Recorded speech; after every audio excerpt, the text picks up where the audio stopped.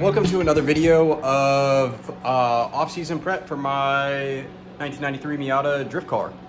So on the last one, we went through and prepped all the body stuff to be ready for the over fenders. So we've got all that done. It's down on the ground, and everything seems to be clearing pretty good. So I think we're going to be able to move on. So the next thing that we're doing, let me switch the camera over. So the next thing that we're doing is we're gonna make a modification to this jumper harness that I have here to go to my Mega Squirt. So I had previously put this plug in that has some of the outputs, extra stuff. So like I think it's sequential ignition, sequential fuel, and as well as a oil temp sensor.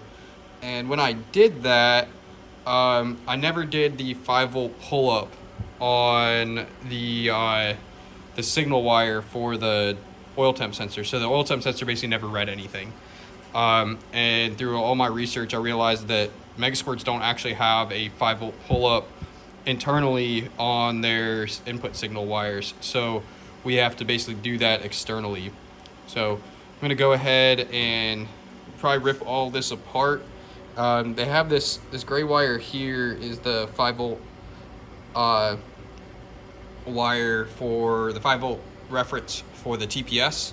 So we're going to be able to basically go off of that, and then I'll have to tee it into, I'll have to figure out which wire it is, tee it into one of these wires via a resistor, and then plug everything back in on the car so that we can try and see if that fixes the issue and it starts reading temperature. All right, so we've got our resistor now basically within 2 pieces of wire. So now we just need to attach one. I basically have a spot over here that's just a duplicate of what the first row is. So I'm going to add it onto the duplicate row so it's connected to the 5-volt. And then attach the other side to this blue wire, which I have in here. That's for our spare analog DC in. And I'm probably going to cut it over here, solder one end of the wire here into that, and then I'll have my 5-volt pull-up for this, and then we'll be able to check it on the Mega Squirt and make sure everything's working now. So let's get to that.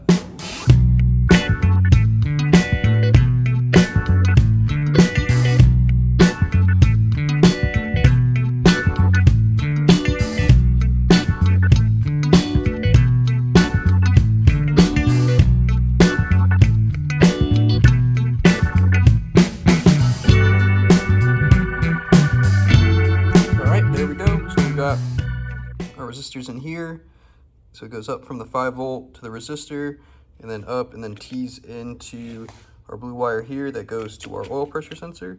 So I'm just going to put the loom back on, and then redo the electrical tape on here. Kind of sketchy, but you know, it's small and works. And then try to put it back together and see if I can actually get a reading now on our oil temp sensor. All right, so I plugged everything back in on the car to make sure it ran, and it does run, which is now makes it a little bit smoky in here. It probably can't even tell in the videos, but now, if I go take a look here. All right, let's try this again. Okay, so I put everything together, hooked it all up, started the car to make sure it would work, and it smoked out the shop, and then the fire alarm went off. So had to open the garage door. It's cold as heck, but see now, it's kind of hard to see. Just drop in here. We have a working oil temp.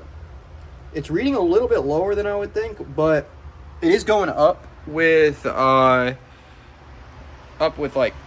the heat of the engine, but it just seems to be reading like probably 15 degrees low, at least lower than I would have expected. So I may just try to do some more research into why it's doing that. But you know, for now, you know, it works. So I mean, I'll call that a big win, because like for the longest, I haven't had any real look at what the oil temps were, so I was just kind of hoping that they were okay. So, you know, we'll call that a win. Alright, I'm gonna probably call it an end for this video. I've been doing such a bad job of timing these videos. I don't want them to get too long. It'd be too much of a commitment to watch. So, yeah, I'm gonna go ahead and cut it here.